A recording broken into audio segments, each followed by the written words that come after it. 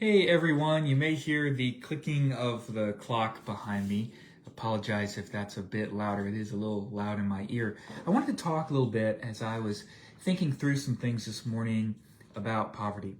And I want to talk about that from specifically some common phrases we hear and some common approaches in society to how we think poverty influences some different things. And I want to talk about how really at its core, it has no bearing on these other things. So let me first of all address the spiritual component. So in biblically based circles, people that are going to hold to the Bible, church-based settings, it's very common to almost take this approach that if you're poor, you're more holy. And that's hogwash. There's nothing in the Bible that says that you're better just because you live a life of poverty.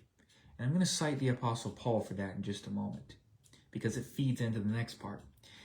But the bottom line is, if you're greedy with $1 million, there's also something within your heart that would still be greedy with $100, $1, even no dollars.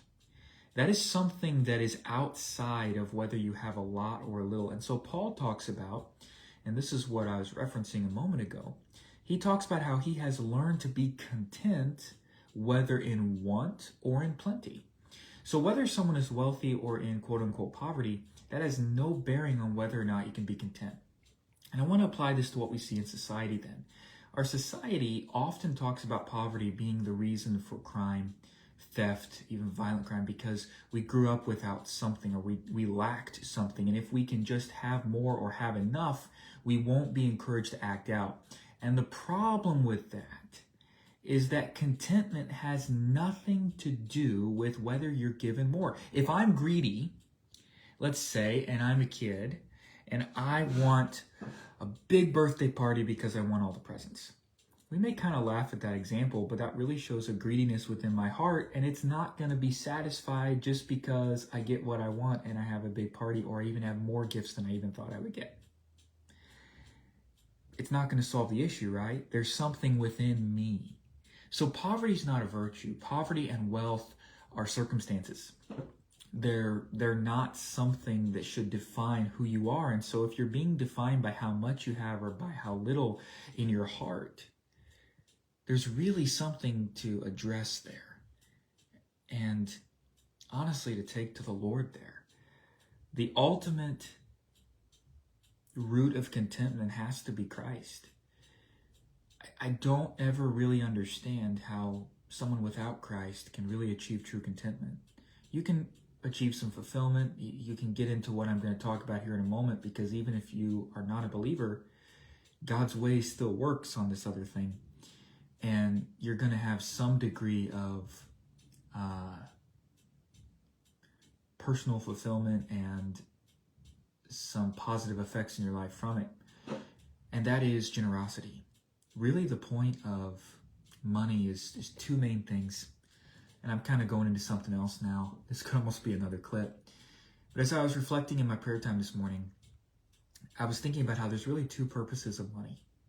And I was kind of thinking through, how would I talk about this when presenting a webinar or seminar that's coming up, particularly a seminar that's coming up. But there's two main purposes I believe the Bible teaches us about money. One, and Jesus talked about money a lot, is it points to your character. It's about character formation.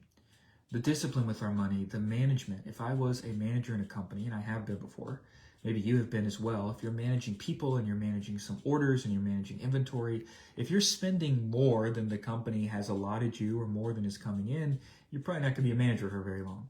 If you're not managing people at least well enough, you might not be a manager very long. We are stewards, managers of what God has given us.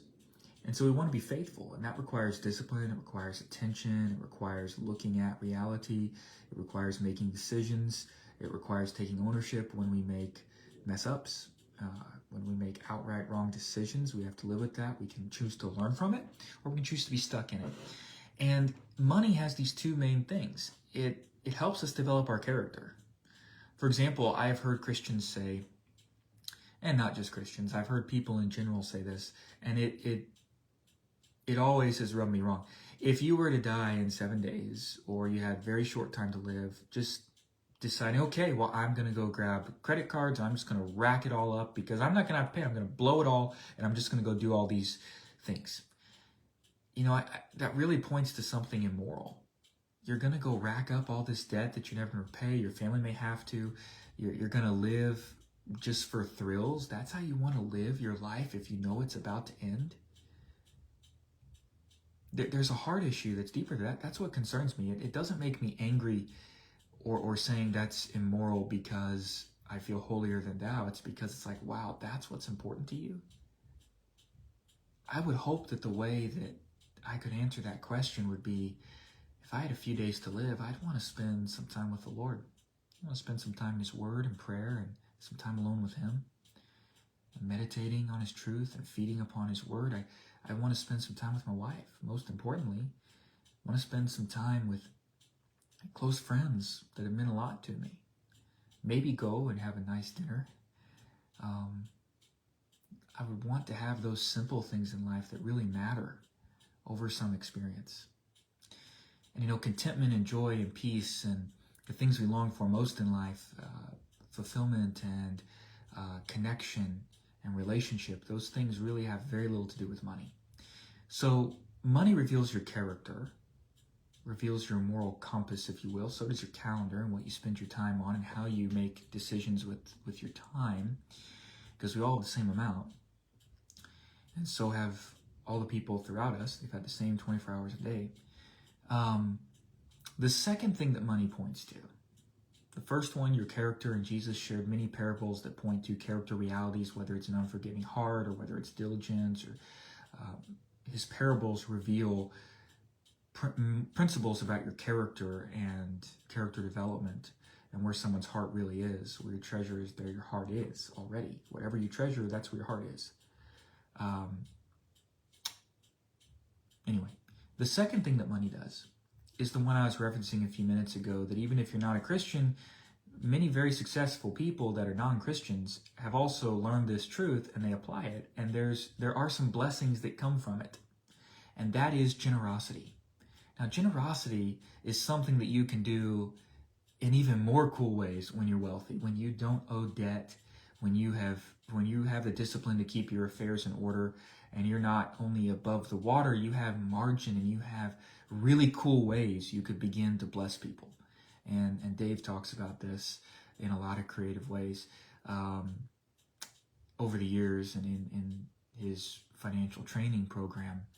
But it really is true that generosity, like contentment, is not something you have to have wealth to do. You can do it, if you will, in more ways or in bigger ways when you have more. But generosity, again, is something that starts in the heart now.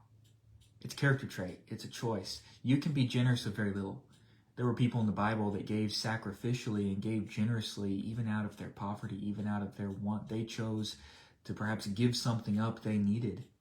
They chose to go without a meal. They chose to go without something that they enjoyed or a basic comfort of life. They chose to literally something that they needed, give it up for a period of time so that they had something to give.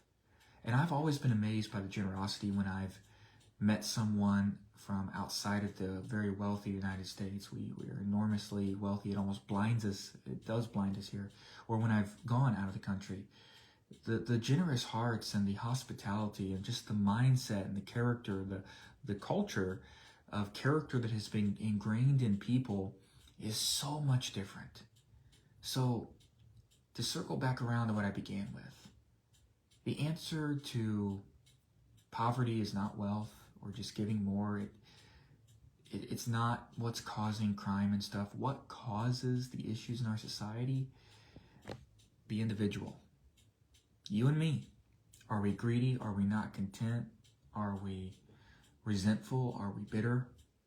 Those are the core things. If we don't deal with those, they grow, and they can grow into horrific things. Hate grows into murder, Scripture says. That's why Jesus says we have the same problem if we are a murderer if we are hateful, as if we commit actual murder, the physical act, the literal act. So today the thought is, are you going to look at your own heart? Are you going to open up and do some self-reflection? Ask God to show you.